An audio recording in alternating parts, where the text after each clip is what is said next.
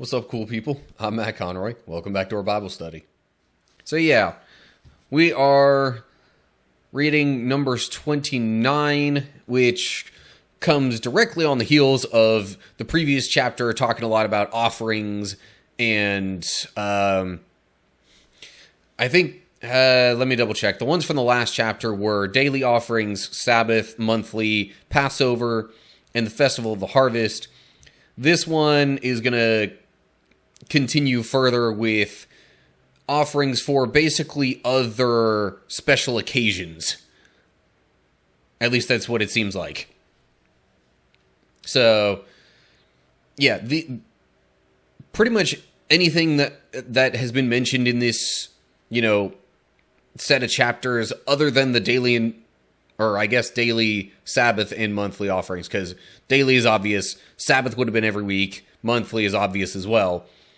Any of these other sets of offerings that have been mentioned and will be mentioned are just for special occasions that were, I'm pretty sure, just yearly.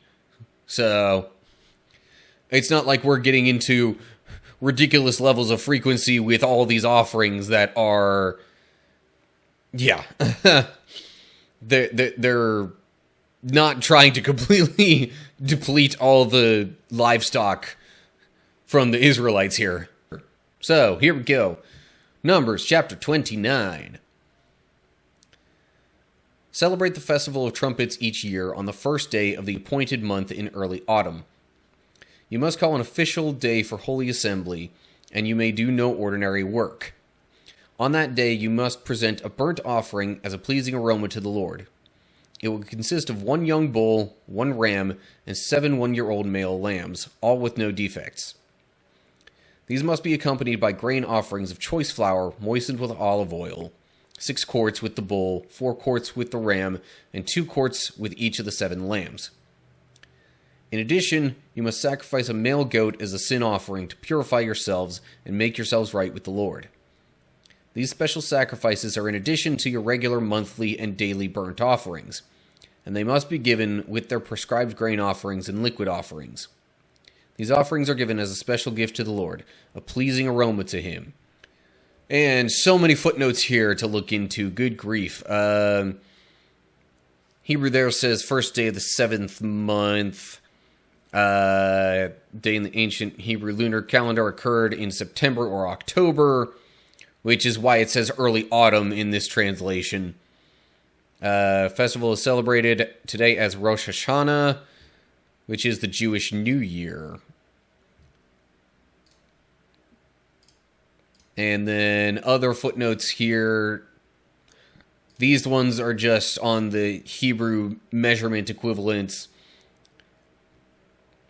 if you want to be a bit more precise, because I don't think, I mean, these are estimations, I think, of the 6 quarts / 6.6 liters relative to the original Hebrew of 3/10 of an ephah.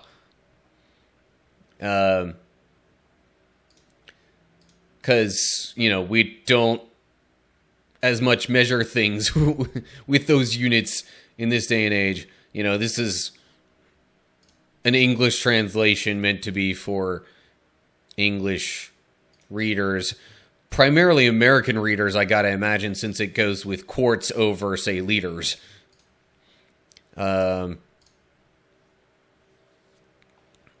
And then, rather than make yourselves right with the Lord, the original Hebrew could have read more like to make atonement for yourselves. Very similar meaning. That's a footnote we've had some semblance of quite a number of times. Let's see here. Looking at chat comments now. High Sabbath versus weekly Sabbath. Yom Kippur Day of Atonement is called Sabbath of Sabbaths, which that's actually what we're about to get to here in just a bit. Rosh Hashanah is also the festival of which no man knows the day or hour because it requires a rabbinic court and 2 witnesses to confirm its arrival.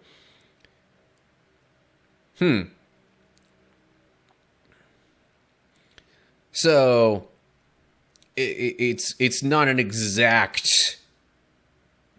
day and time that it starts, is what I'm to understand by that comment about Rosh Hashanah.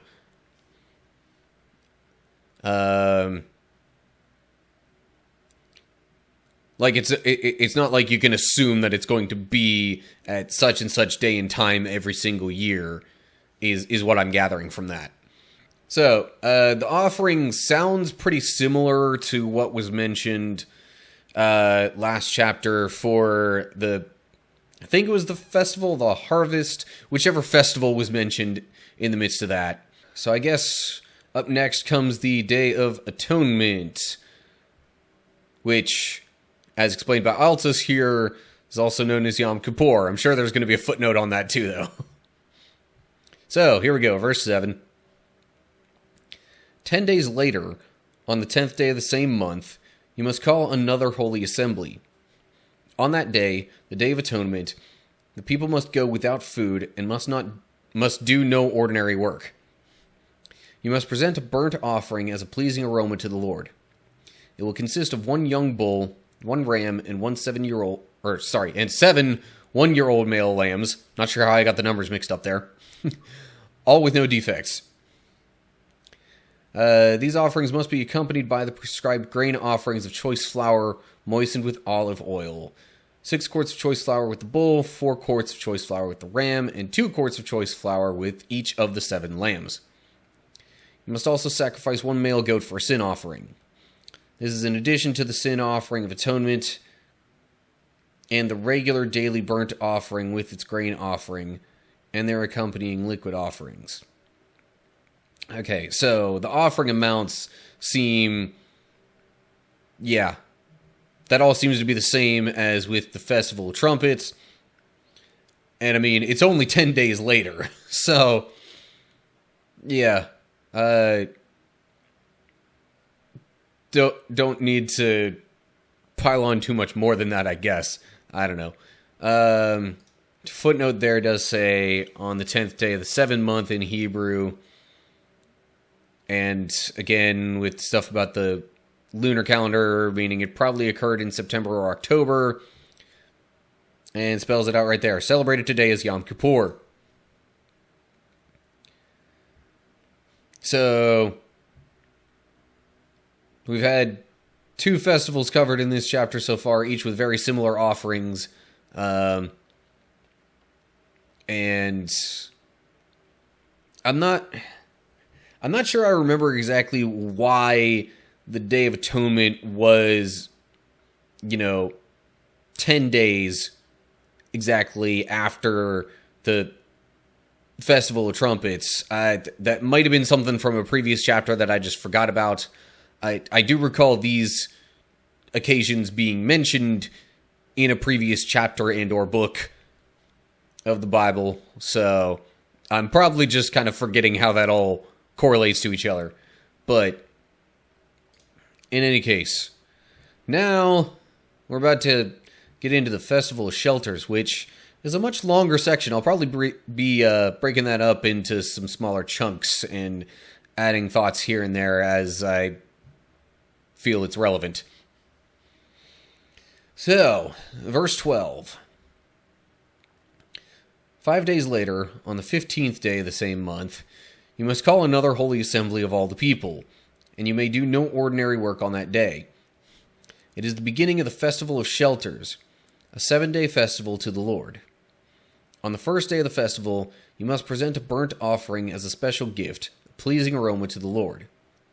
It will consist of 13 young bulls, 2 rams, and 14 one-year-old male lambs, all with no defects.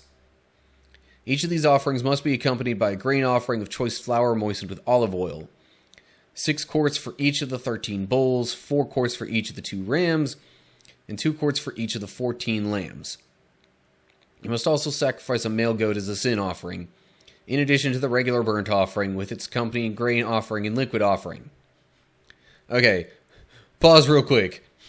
This is a whole lot of stuff going on in a relatively short time frame. You've got 3 festivals, all within 15 days of each other. And the last of which is the start of a 7-day festival.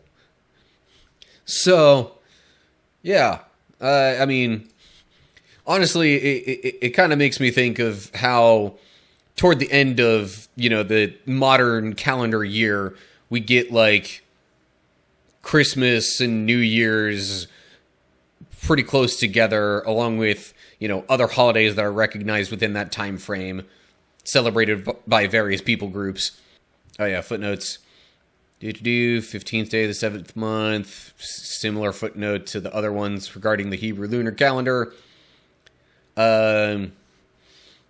Festival of Shelters might also have been called Festival of Booths or of Tabernacles. This was earlier called the Festival of the Final Harvest or of Ingathering. Celebrated today as Sukkot. Pardon me if I'm, butchering any pronunciations there, but yeah, I do seem to recall, I think back in either Exodus or Leviticus, it mentioning the final harvest festival as opposed to the first harvest celebration. So yeah, anyway. It would be about that time of year if it's, happening in, September or October or maybe early November, where that's pretty much the end of your typical harvest season. So, anyway, and I suppose then we'll move on. Verse 17. I may kind of, if it gets really repetitive, I may kind of just gloss over a little bit of it. Anyway, verse 17.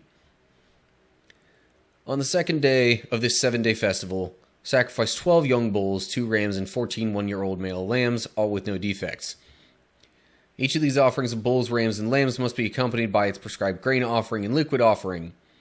You must also sacrifice a male goat as a sin offering, in addition to the regular burnt offering with its accompanying grain offering and liquid offering. The number of young bulls did go down 1 for the second day, and it seems that's going to be a trend where it's just going to keep going down like that. I think let's continue on. Verse 20, on the third day of the festival, sacrifice 11 young bulls, 2 rams, 1 and 14 one-year-old male lambs, all with no defects. Each of these offerings of bulls, rams, and lambs must be accompanied by its prescribed grain offering and liquid offering. You must also sacrifice a male goat as a sin offering in addition to the regular burnt offering with its accompanying grain offering and liquid offering. So yeah, same as the prior day, 1 less young bull. And it seems like it's just going to continue like that. I'm just going to kind of glance through and make sure that the way it reads is actually, lining up with that. Fourth day is 10 young bulls. Yep. Same male goat offered. Fifth day is 9 young bulls. 6 days down to 8 young bulls. And, of course, the 7th day, the final day of the festival, right? No. Because I guess it mentions an 8th day there. 7th day, sacrifice 7 young bulls, and the same rams and lambs and male goat for the sin offering, prescribed grain offerings going along with all those. And so then, verse 35, on the 8th day of the festival, proclaim another holy day. You must do no ordinary work on that day. So I guess the days in between were still normal days where they could work and whatnot, which makes sense because that would be a long time for the whole community to not do their ordinary work. So, first day, fine, no work. 8th day, once again, no work. Days in between, yes, work. Anyway, you must present a burnt offering as a special gift, pleasing aroma to the Lord. It will consist of 1 young bull, 1 ram, and 7 one-year-old male lambs, all with no defects. accompanied by prescribed grain offering and liquid offering. Same male goat as a sin offering. And the regular burnt offerings with their grain and liquid. Okay, so that, the 8th day, winds up looking a lot like what's offered on the Day of Atonement and the Festival of Trumpets. So, that, I guess, shouldn't really come as a surprise because of that. That seems like the sort of more standard special occasion holiday, if you will, kind of offering. It's just with, the Festival of Shelters, as it's called here, and the week-long ceremony with all that, there's a bunch of other offerings that are also given throughout the week. Can only have up to 2 days of no work, because no work also means no cooking, cleaning, or gathering. So if you had 3 days of no work, you would have spoiled food or a lot of hard... Yeah.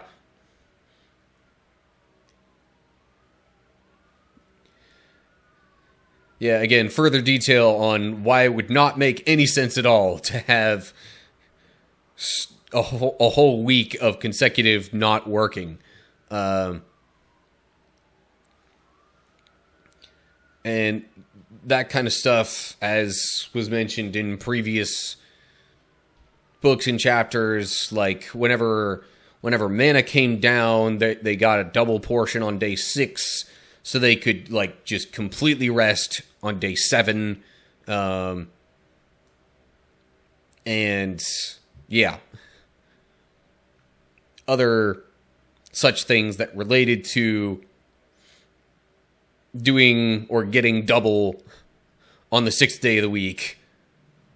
That's why. Because whenever it says no work, it means no work. Alright, let me just wrap up the chapter here before we get into any other discussion on things. So, verse 39... You must present these offerings to the Lord at your annual festivals. These are in addition to the sacrifices and offerings you present in connection with vows, or as voluntary offerings, burnt offerings, grain offerings, liquid offerings, or peace offerings. So Moses gave all these instructions to the people of Israel as the Lord had commanded him. I just realized all of that carrying on from the start of chapter 28 was all God telling Moses, tell the people these things. At least if I'm remembering right. Let me look back at that real quick. Yeah. Lord said to Moses, all of that stuff from the past 2 chapters. So there's a footnote right here. Verse 2940 is numbered 31 in the Hebrew text. Just because of it fitting more with the events of this chapter is probably why it's added on here at the end of this chapter in various versions, rather than going with the original Hebrew layout of moving that to the first verse of the next chapter. And once again, I would like to zoom out a little bit from all the talk of offerings and remind myself and anyone watching that this was all being said to a whole new generation, essentially, of the Israelites as they were in the wilderness, probably soon-ish about to go into the Promised Land. So it was kind of meant to be as a reminder if they had heard before, but also we're kind of hitting the reset button, figuratively speaking, now that all the previous generation that didn't end up going into the Promised Land because they were too scared, basically, was we've got a whole new generation now. That generation's died out, so we got to make sure kind of that they're ready to go at it, and then, you know, live their lives within the promised land as God intends, or at least try to do so. So anyway, that was really the only other thought I had in regards to this chapter. If I remember right from my looking ahead, the next chapter at least has to do with vows. So we might be getting into some of this stuff that was mentioned here in verse 39 in the ensuing chapters. It seems like we'll definitely at least be getting into some of it. But how much, I'm not 100% sure yet. I didn't look that far ahead. Okay, so more rules and reminders of rules regarding offerings and such. I guess this chapter and the last one combined kind of really, like, lay out the full schedule of, you know, regular offerings that the people were supposed to give, whether it was daily or monthly or on special festivals and whatnot. So, yeah, I think it serves as a reminder for the new generation, because the old one died out, about, you know, how they're supposed to live, dedicate themselves to God continually, and, you know, things that they're supposed to do.